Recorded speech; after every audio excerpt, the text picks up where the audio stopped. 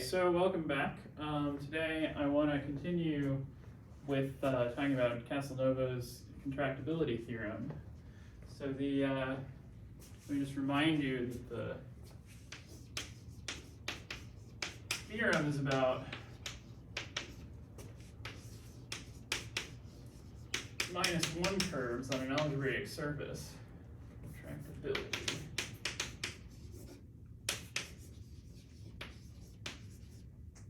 And I'm not going to give, the full, well, I guess maybe I can, but, let me just state it a little informally, which is to say that given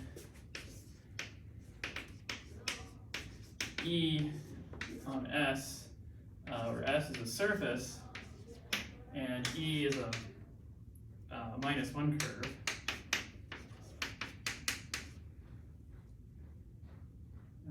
isomorphic to P1, then E can be contracted. And that's just a brief way of saying what I mean there is that that there's a birational morphism from S to S prime such that the exceptional locus is E and S prime is smooth. Okay, so what I want to do today is I want to talk about first. Well, I want to give kind of a sketch of the proof of this theorem.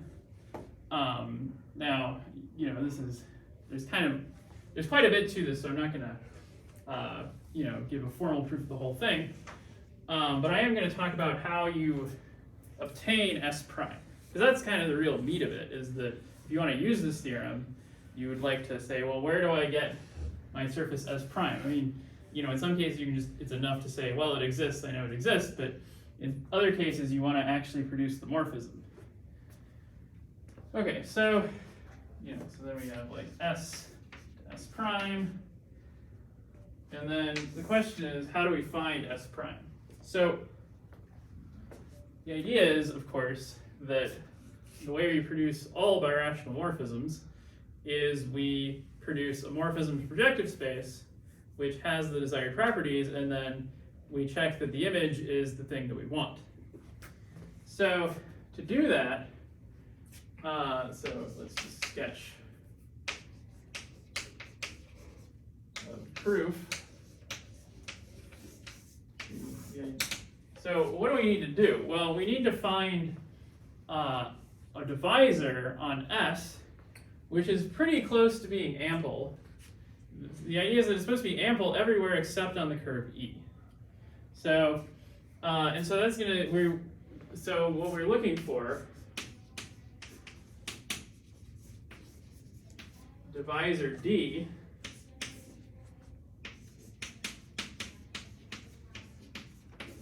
with, well, we want D to be ample away from the curve E. So we want that D dot E is equal to 0, and D is ample everywhere else.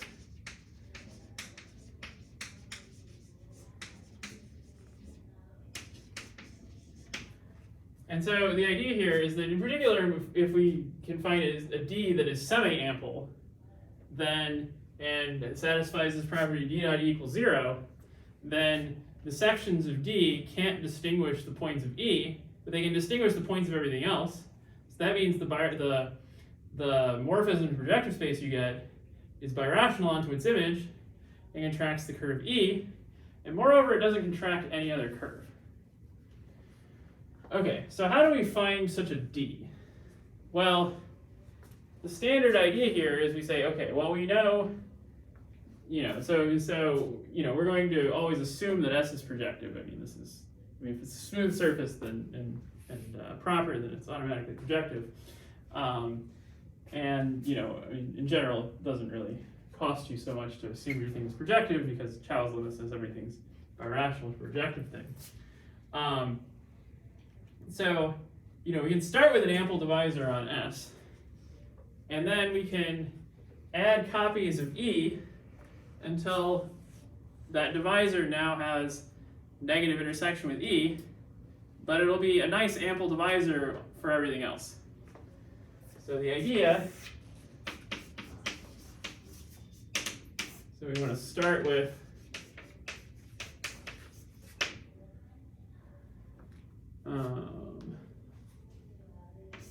semi-ample, and then add copies of E,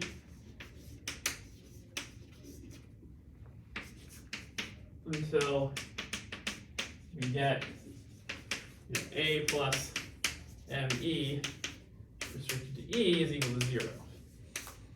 And then if you think about the linear series, well, it's well behaved everywhere except E.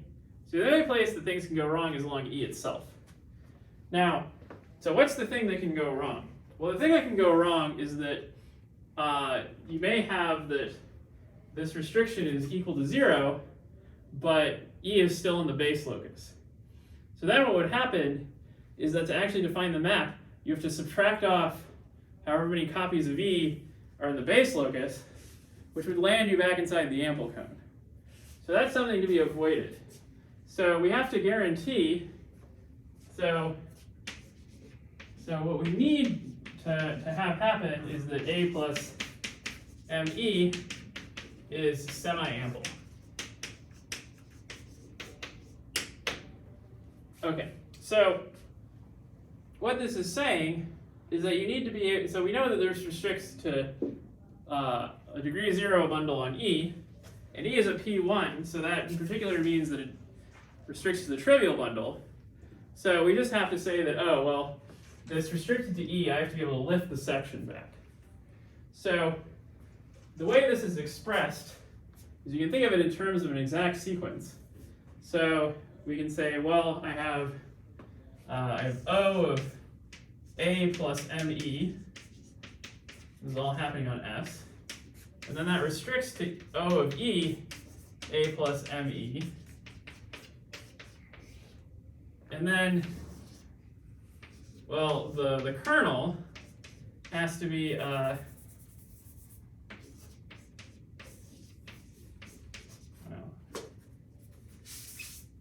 to be enough room to write it.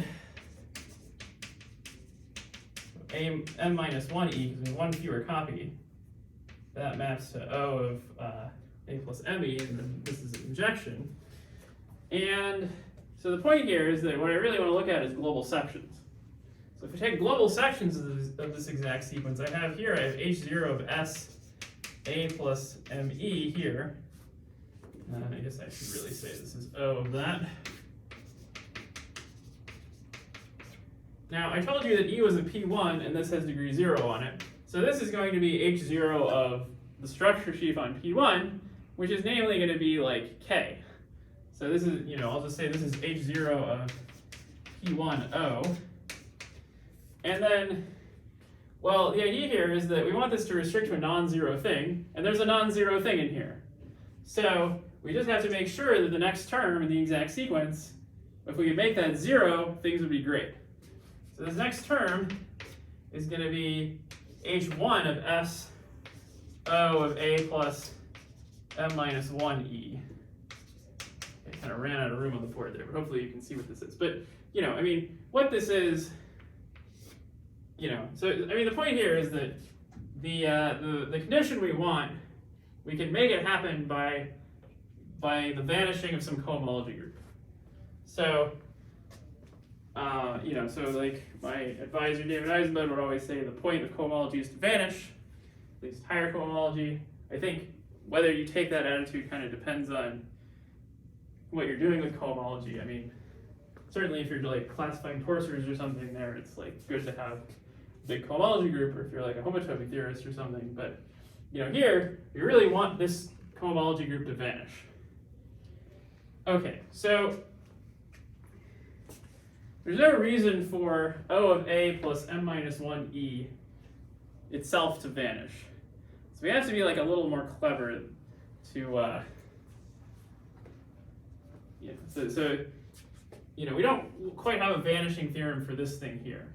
So our vanishing theorems tend to involve the canonical divisor. So the vanishing theorem we do have is, you have common of VWAG, but the simpler vanishing theorem that's easier to state, and, well, it is easier to prove because, to prove common of VWAG, you kind of start with Kodaira vanishing and, kind of tweak it a little. But the Kodaira vanishing theorem says that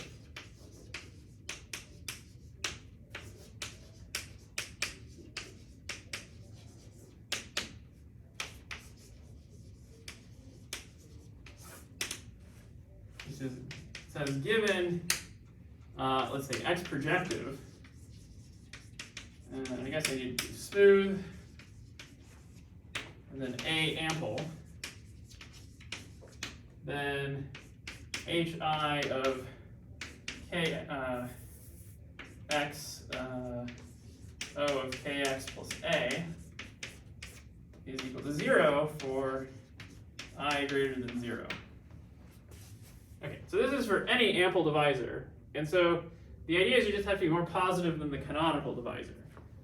So what we want to do here is we want to take this idea, but we want to put the canonical divisor in there, which tends to be like, it's just kind of a matter of finagling a little bit, but it's, it's something that in most cases is no problem. Well, maybe that's the wrong thing to say, but for this curve E, it's going to turn out that this is not going to be a problem for us. Okay, so yeah, so how does this work? Well, it's just the same argument as before, but now the canonical divisor is sitting in there, because if you take the canonical divisor and you add a big enough ample divisor to it, you get an ample divisor. And then we can just kind of repeat the argument. So let me show you how that works.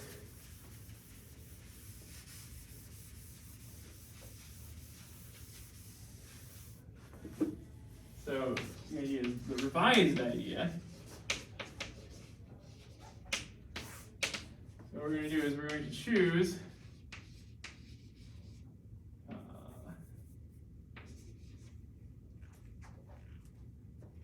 A large, so that kx plus A, I guess we're on a surface now, ks plus A is ample. And when you have an ample divisor, you can take powers of it, you can make it bigger and bigger, and so this is just a general property of ample divisors because they form this convex cone of full dimension in the Nernst-Severi space, is that you can just think of it as like, you can always say, well, no matter what my surface is, maybe this is my ample cone, and maybe like K is down here, but I can always boost by some element of the ample cone. So here I've added some element of the ample cone, and now I'm inside the ample cone.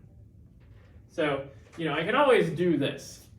So, and then the idea is, okay, so we have our ample divisor, and that's not going to contract anything, but then we just kind of want to like fine-tune this idea a little bit until we can get to the point where we can just add copies of E until we reach the point where we're negative, where we're 0 on E, and that's exactly where we want to be.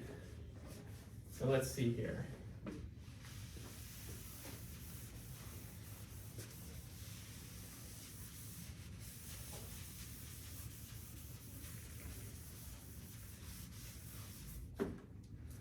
Okay, so for some integer E, and some integer M, we have that ks plus A plus ME restricted to E is equal to 0, whereas has degree 0. So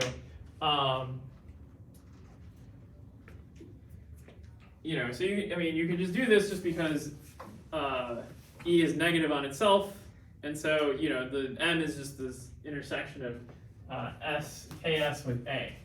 Okay, and so that tells us. So now we want, what we really want is we want to say, okay, well, this is the divisor we're going to try and use to map to projective space.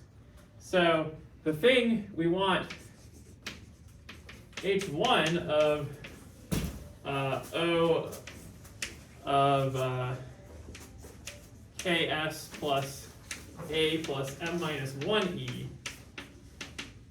to be equal to 0. So, and this will work as long as this divisor here is ample. Okay, so what we know is that, we know the intersection of this with E. And so likewise, what we have is that, so to figure. So here, this A is going to be ample everywhere, and then E is going to fail to be ample along E. So basically, we just have to check what's happening along E. So the thing that we need to know is that we need to know what Ks restricted to E is equal to. Well, the adjunction formula tells us that Ks plus E, if we dot that with E, this is equal to 2 times the genus of E minus 2, which in this case is just minus 2. Well, E dot E is minus 1 because it's a minus 1 curve, and so K dot E is also negative. It's minus 1. If E dot E equals minus 1, therefore K dot E equals minus 1. And this is really the key condition that's making everything work. And I mean, you can really see in the argument that this is the condition we need, because the idea is that you want to pull the Ks out of the divisor without changing the positivity. And if K is too positive, then you might not be able to do that. But the reason you can do that is because K has negativity along E. Okay, so yeah, so now the point here is that if I take A plus ME and I restrict that to E, this is equal to, well, this is just going to be equal to 1 because I'm subtracting off the minus 1. So in particular, if I take, if I added one more copy of E, then I would have a Neff divisor. So here, this is actually an ample divisor. And in particular, if I add one more copy, if I take away one more copy of E, it's still ample. So this is equal to a Neff divisor, A plus M plus 1 E, or hang on, yeah, so this is, so the strict way this argument works is that this is going to be, it's going to be M minus 1 over M plus 1 times A plus M plus 1 E plus 2 over M plus 1 times A. And so this guy is Neff because it's non-negative on all the curves. This guy is ample. So this guy over here is an ample divisor. So here we have Neff plus ample. And so then this guy is ample. And that means we can, I erased kind of the setup, but the point is now that, Ks plus A plus M minus 1 E, that's the term appearing in the exact sequence that we're taking the H1 of. So we know from the Kadeira vanishing theorem that H1 is going to vanish, and so we can lift the section.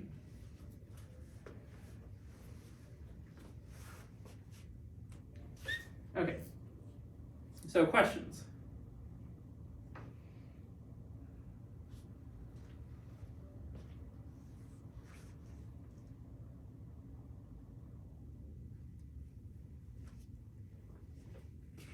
Anyway, so I like this argument because it's very typical of what you do in birational geometry. If you're familiar at all with higher dimensional birational geometry, this kind of thing should look pretty familiar, as well as this condition here. Well, the condition that Ks dot the curve is negative should also look familiar. And that was kind of one of the things that really kicked off the mental model program, was realizing that, the condition we want for things that we look for to contract is that they are negative with respect to the canonical divisor. Which, if you're trying to make a model where the canonical divisor is positive, it's a pretty reasonable thing to do. But it's like on surfaces, this E squared equals minus 1 condition, it seems very nice because it's, it just refers to the curve itself. Minus 1 is a nice round number. I mean, it needs to be negative, so it's kind of the, and it's exactly the reverse of what you get from blowing up a point.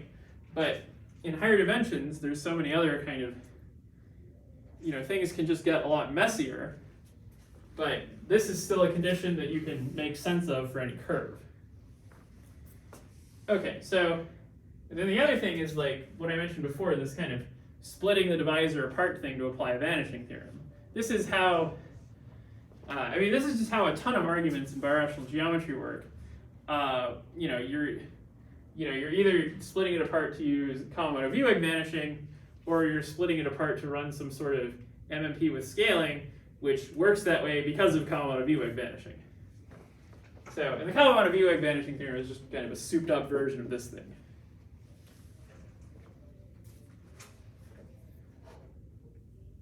Okay. So, questions about this? Comments?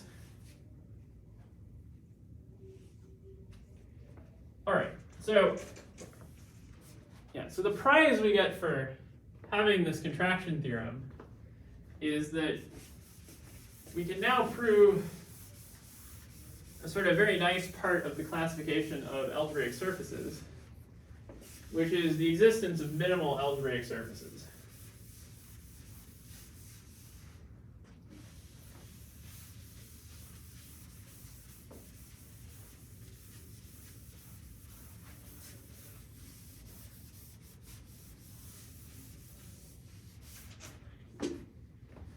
Okay, so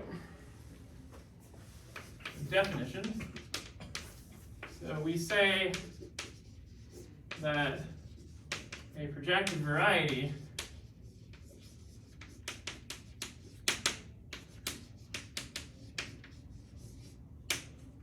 I'm going to run into annoying problems with the singularities here. So, okay, let's just say it's a smooth projective variety. Is minimal if x if kx is an f. Okay, so this is not really the right definition because in higher dimensions we don't want our minimal model variety. Let's say a minimal model. So the theorem that we want to say is that if kx isn't negative, if it has some sections, then minimal models exist. Well, if under the statement here, minimal models don't exist because, really I should have terminal singularities here. But for a surface, terminal singularities are smooth. So, there's no real problem there, but I don't want to give you the wrong impression. So X is a minimal model if, need that word, if its canonical divisor is nef. So, and for a surface, so theorem, and you could call this MMP for surfaces. So if S is a smooth projective surface,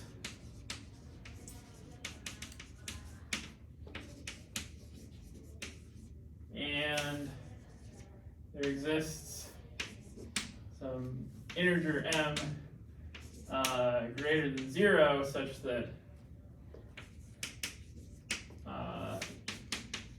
the canonical divisor, the pluricanonical divisor of weight or degree or what are we supposed to use for this? I guess weight is probably right for this. For weight m, if this has some non-zero section, then there exists some birational morphism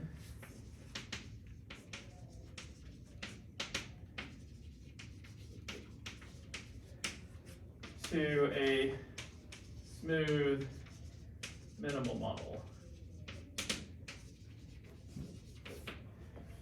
Okay, so if you're familiar with the classification of algebraic surfaces, then you can kind of put this in a little more context. So just kind of as an aside, so let me just say a fundamental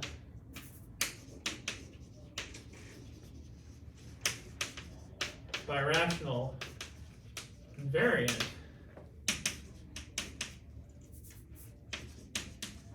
of a variety of any dimension, but especially of, this especially kind of becomes nice in the classification of surfaces. For curves, it's sort of boring. So fundamental birational invariant is the Kadeira dimension.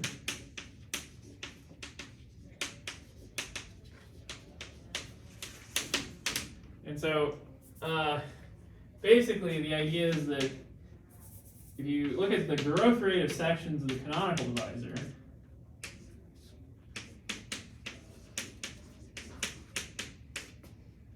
then this looks like the dimension of x, or wait, no, that's not right. This is going to be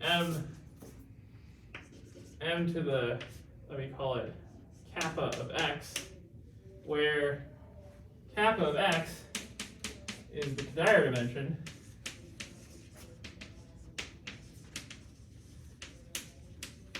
and what you have is that this is either 0, it's either minus infinity if there's like nothing, 0, 1, up to the dimension of x. And so if the Kadeira dimension is the dimension of x, we say that x is general type. So for curves, minus infinity is P1, 0 is a genus 1 curve, and then genus 1, which is the dimension, or the Kadeira dimension 1, which is the dimension of x, is just all the other curves, so curves of genus 2 and higher. And so that's why we call this general type, because it tends to be you have some sort of, maybe, you have kind of a nice classification maybe in lower Kadeira dimension, or at least you can kind of maybe break it into pieces from something you already studied from lower dimension, and then the new stuff, the really new stuff that definitely has an unbounded moduli functor is in dimension x, in full Kadeira dimension. So for surfaces, you have negative infinity, 0, 1, and 2. Minus infinity, that's the those are the ruled surfaces, which include P1, P2, and all the Del Pezzo surfaces. And so 0, that's like K3 surfaces and Reupload surfaces, and some other things like abelian surfaces. 1, you have an elliptic, something like an elliptic fibration over a curve, and then 2 is general type. And so if you have a high degree surface of a smooth surface of degree at least 5 in P3, that'll be of general type.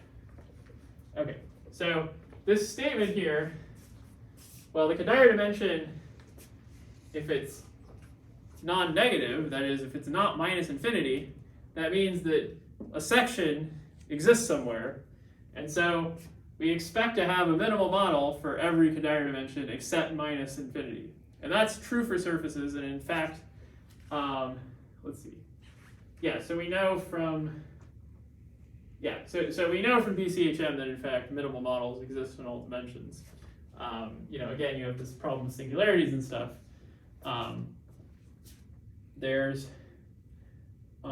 Anyway, so I'll get into this later when we talk more about the minimal model program. But there's a lot of quite strong statements that are known, although kind of the full package, which includes, basically what it includes is in like the Kadeira dimension, is that if you have the canonical divisor as Nef, you would like there to be a section here. And that's something we can't quite guarantee yet. So you really like that K being Nef means you have a lot of sections, and this is the abundance conjecture, but that seems kind of out of reach for the moment. Okay, that was definitely a bit of an aside. Right, so what I would like to do with the next 20 minutes is to develop this notion of a minimal algebraic surface. It's sort of annoying because I would like to say a minimal surface, but that has like a different meaning in differential geometry. It's like Poincaré said that mathematics was the art of giving the same name to different things, but sometimes we give the same name to things that really are different, and then it's sort of a problem. But for a minimal algebraic surface, we're going to prove that you can always find those. Okay, so yeah, so how do we show something like that? So this is the theorem I want to prove. So let me leave that up on the board for a little while longer.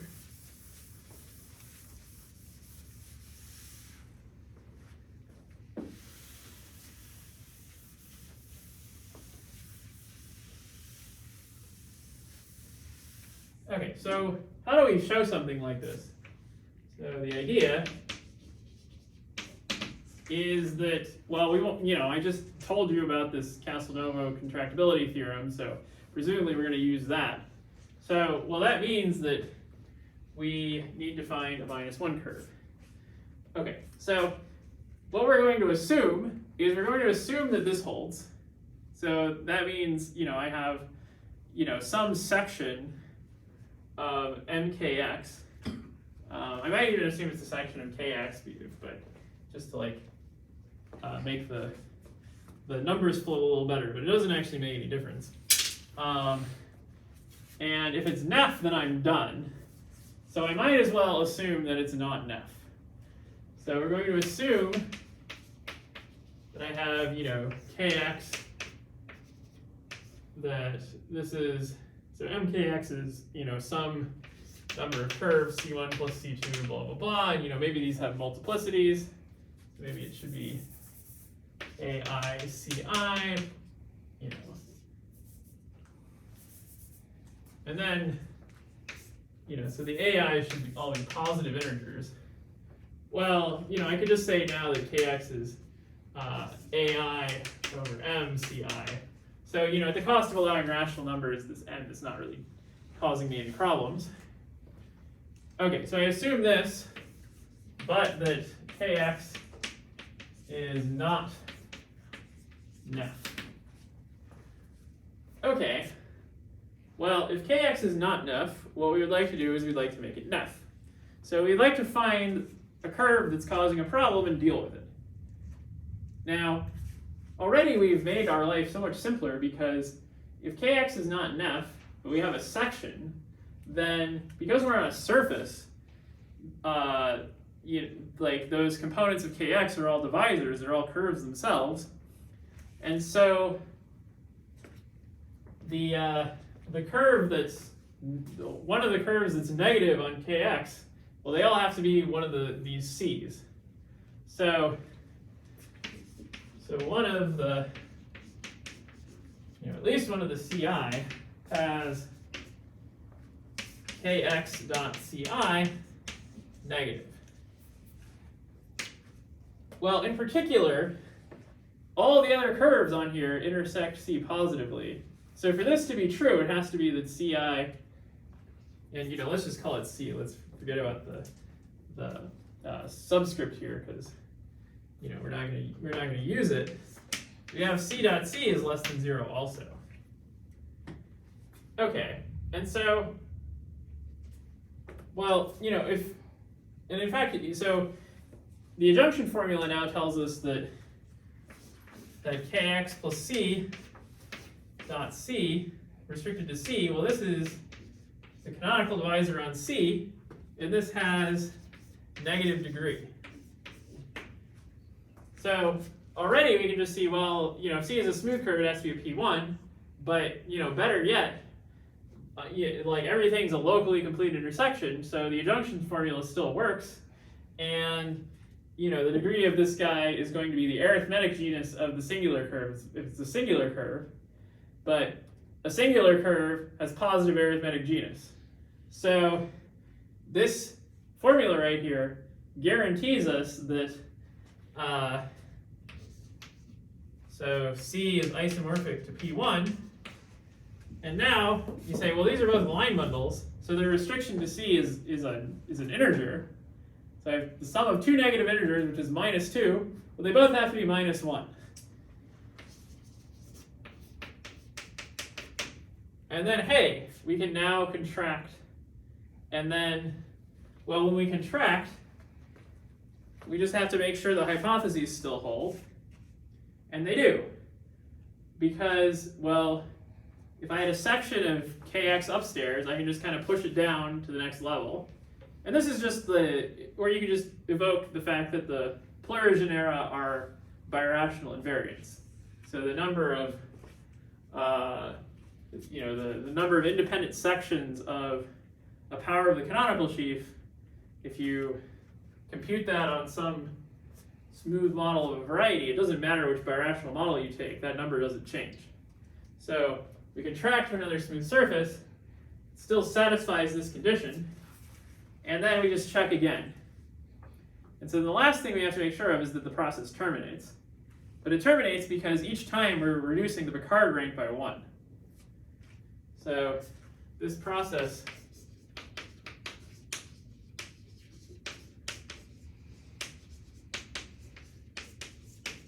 terminates because the rank of the Néron-Savary space, the Néron-Savary group, decreases each time we contract a curve.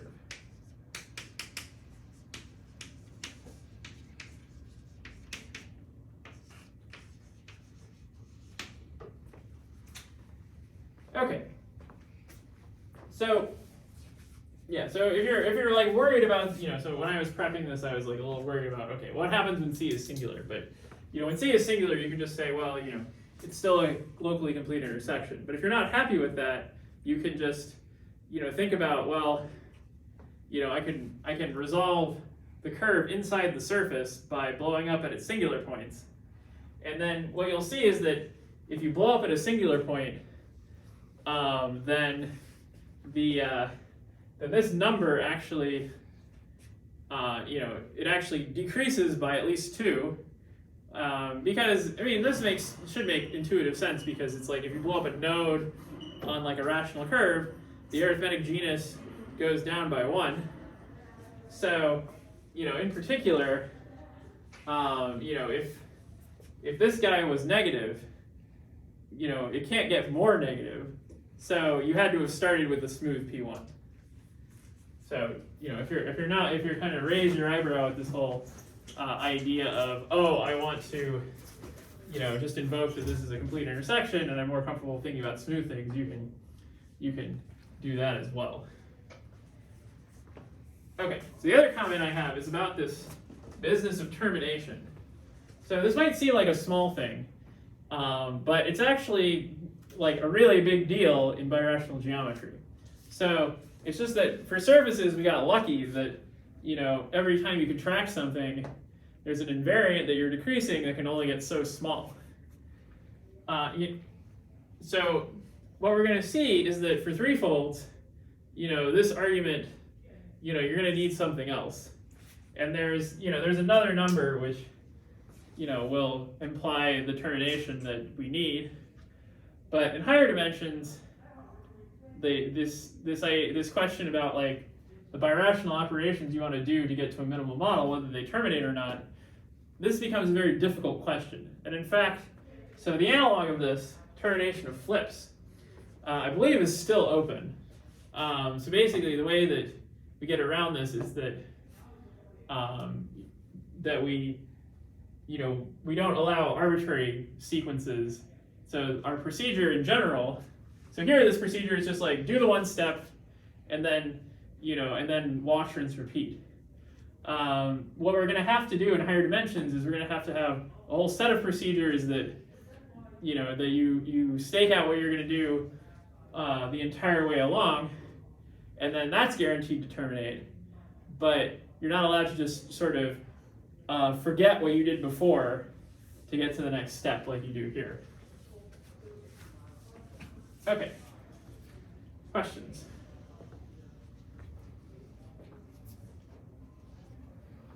Okay, so I have 10 minutes left. And so what I want to do in that 10 minutes is I just want to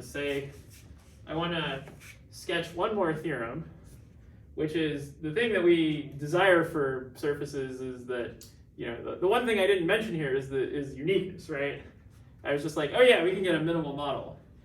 But you would really like your, if you're coming up with the the best version of something, you'd like that to be unique. So let me just state the next theorem, and I'll sketch a proof of that too.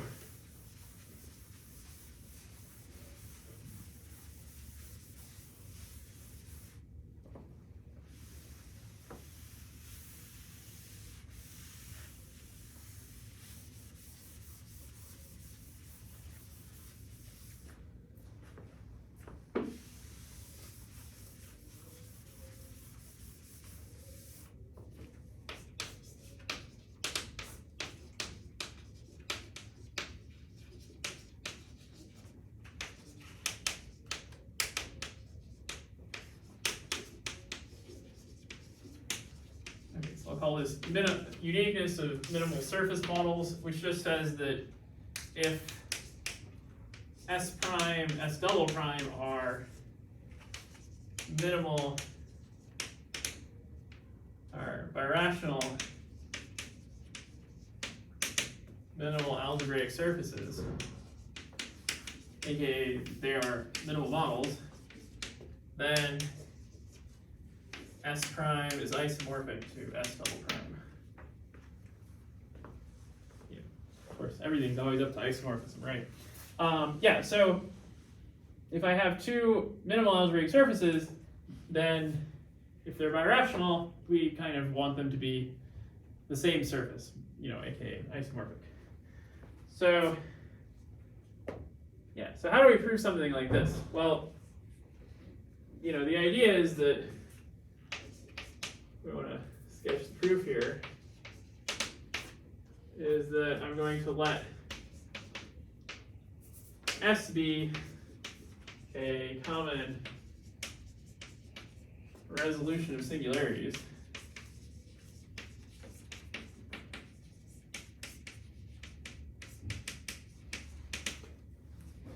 And you obtain that by doing it like iteratively blowing up points. So I have S prime, I have F, I have G, and I have S double prime. And the idea is that both of these are birational morphisms. Now, if I could get to the case where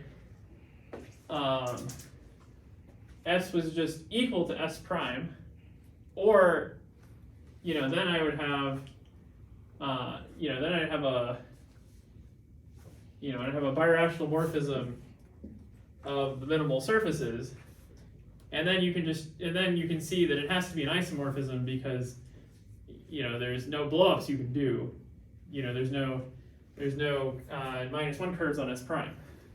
So it suffices to get to the point where one of these is an isomorphism. So the idea is I say, okay, well, to get down to S prime, I just have to keep contracting -1 curves.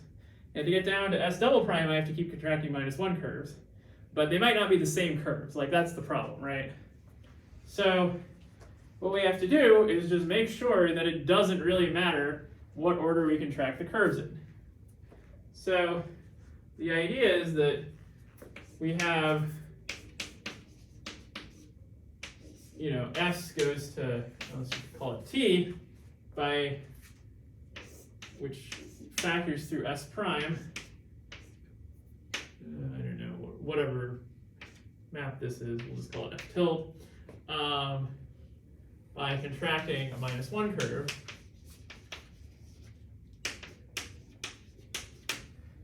And all we have to show is that this T, that it fits into the same diagram, but with G. So, as long as we can simplify this to basically say, okay, I have this picture with the relative Picard rank being whatever it is, I can reduce that by 1 by contracting a -1 curve, and then put T back in the picture here. So what I need is that, I need the same for G. So I have S goes to T, G, and then let's call it G tilde, S double prime. So we don't know that we have this yet, but this is what we're looking for. And yeah, so the basic idea is just to note that,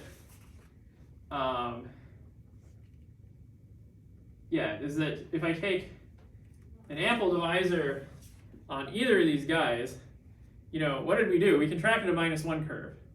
So if I take the canonical divisor on either of these guys and I pull it back, then I'm going to notice that it is, that it's negative on the -1 curve. And so in particular, so basically the idea is just to say that I know that my curve, if it's in the exceptional locus for f, and it's a -1 curve, then it also has to be in the exceptional locus for g. And so then what we can do is we can just find, if I take any linear series that's, so the idea is I just want to say, okay, if I take the linear series that gives me g, then since that contracts e, I can push it down to t, and it still doesn't have any base points. So here's what we do, is we take, g upper star of, some ample divisor in S double prime, and then this, the linear series on S is base point free,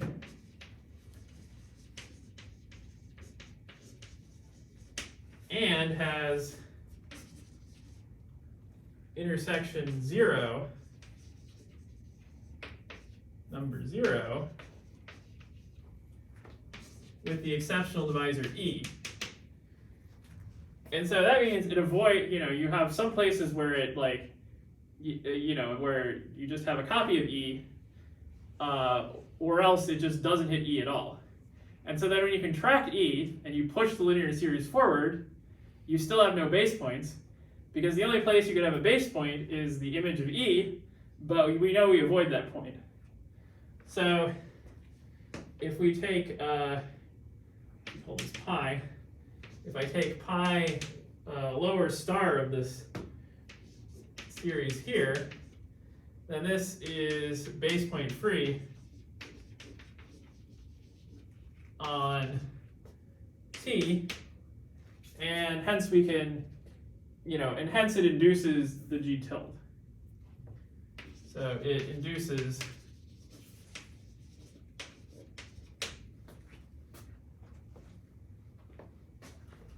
okay, so there, I'm just about out of time, so so I'll probably leave it at this. Of course, there's a lot of detail to fill in, so exercise, fill in this argument. But the thing I want to emphasize here is that, so we have the uniqueness of minimal surfaces. Now, in higher dimensions, you don't have uniqueness of minimal models.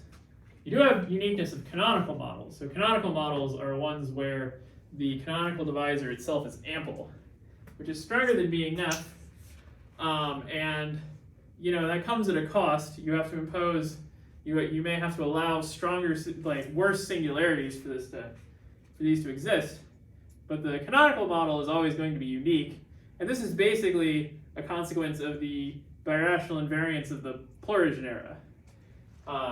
It's not just birational invariance of the numbers, it's birational invariance of the vector spaces, how they fit together, aka the canonical ring. So the existence of canonical models boils down to the fact that the canonical ring is finitely generated. Difficult theorem to prove, that follows from BCHM. And but you get automatic uniqueness of the canonical model. But the minimal model in higher dimensions may not be unique. And when we talk about three-dimensional birational geometry, we'll see why, that there are these birational operations called flips and flops that are isomorphic in codimension 1, but can produce, different models, and including giving us multiple non-isomorphic minimal threefold models. Okay, so I better stop here. See you on Wednesday.